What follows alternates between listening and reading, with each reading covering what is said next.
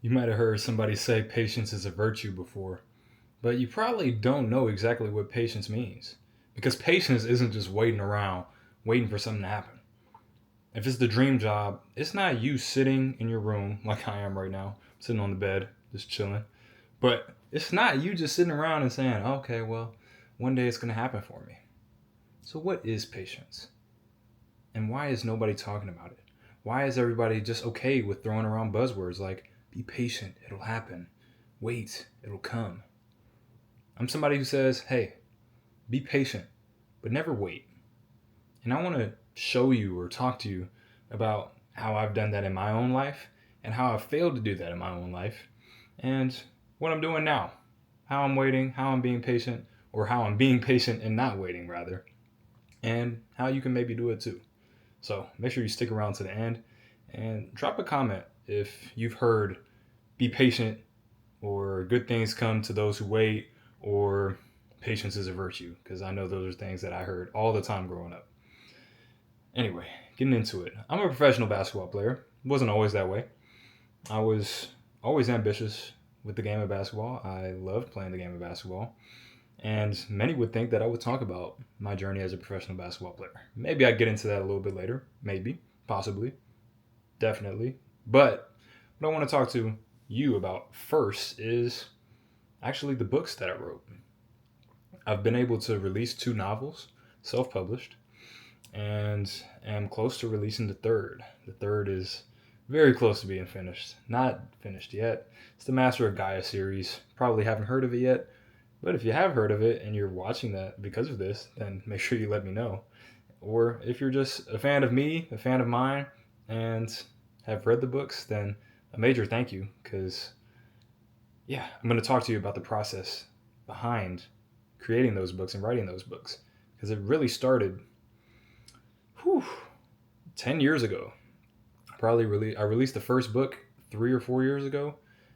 So that's a long process in between there to get from the idea of, hey, I want to write a book about this to actually having it in my hands and being able to flip through the pages. And it wasn't by waiting. Actually, waiting is why it took that long for it to happen. Because I was always waiting on somebody else to help me to fulfill my dream. And the truth of the matter is, and I've said this a lot on this channel, and I'm probably going to say it a lot in the future. I'm making videos every day, by the way, long form videos. I also make short form content every single day. I don't tend to post the shorts that often here on YouTube, but maybe I'll get into that more. But I'm definitely posting a long form video every single day. Anyway, getting back into it, I used to be somebody who would wait for other people to not make my dreams happen for me, but to be the catalyst. And for those of you who don't know what a catalyst is, to be the extra umph to get things started, or to be the last umph to get me across the finish line.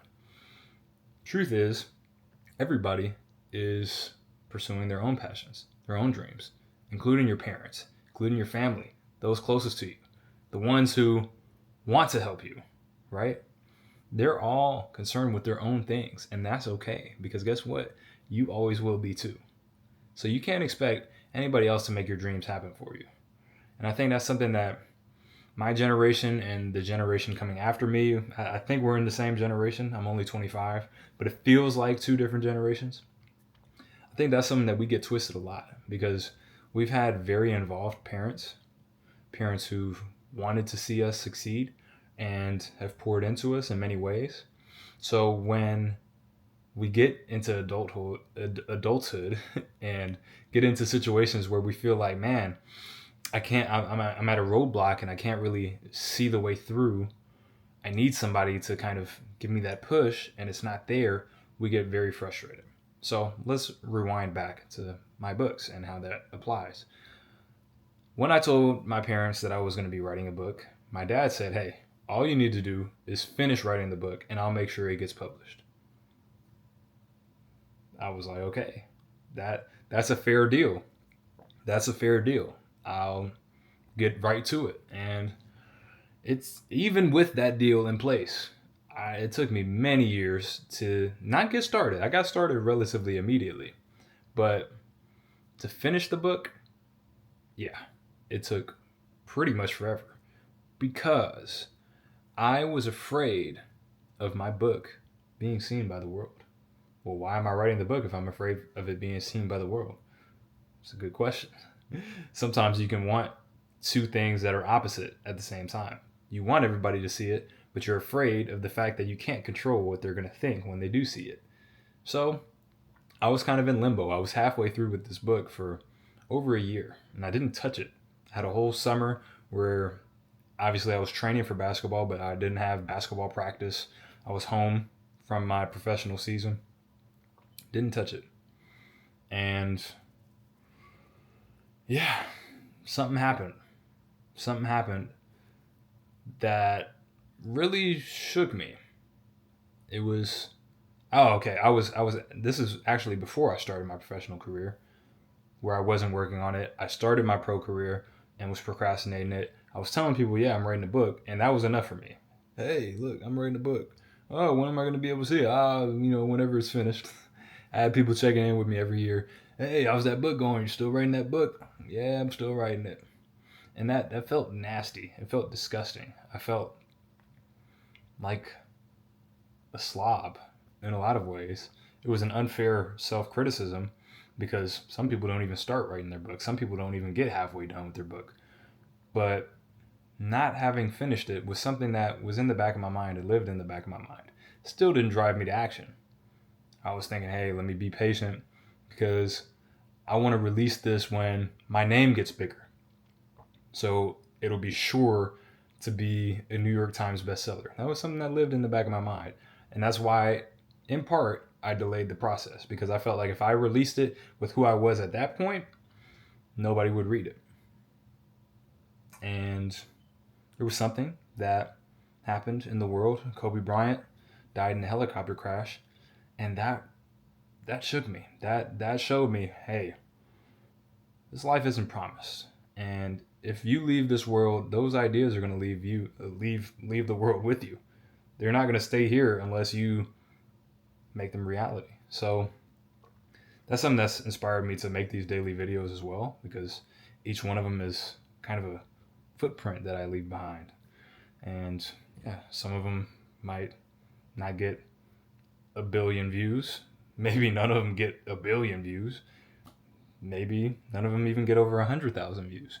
But the people who do watch them and take something from them, people like you, those will be the things that impact the world for years to come. Because if I can impact you in any way, you're going to go out into the world and impact other people. Maybe this sticks with you. My stories stick with you. And you say, hey, I'm going to tell somebody else about this. Boom. Chain reaction. And that's an effect that's going to go down for generations. It might be an infinite effect. Just me deciding, hey, I'm going to take my camera out and make this video.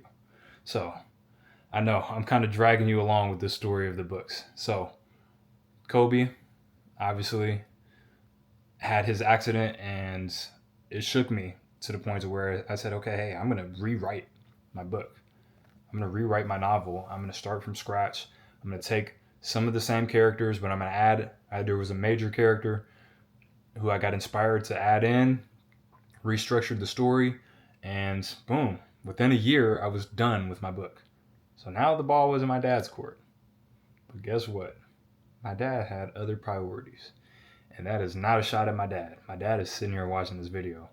Not a shot at you at all, Dad. It was an opportunity for me to recognize, hey, if you really want something, right?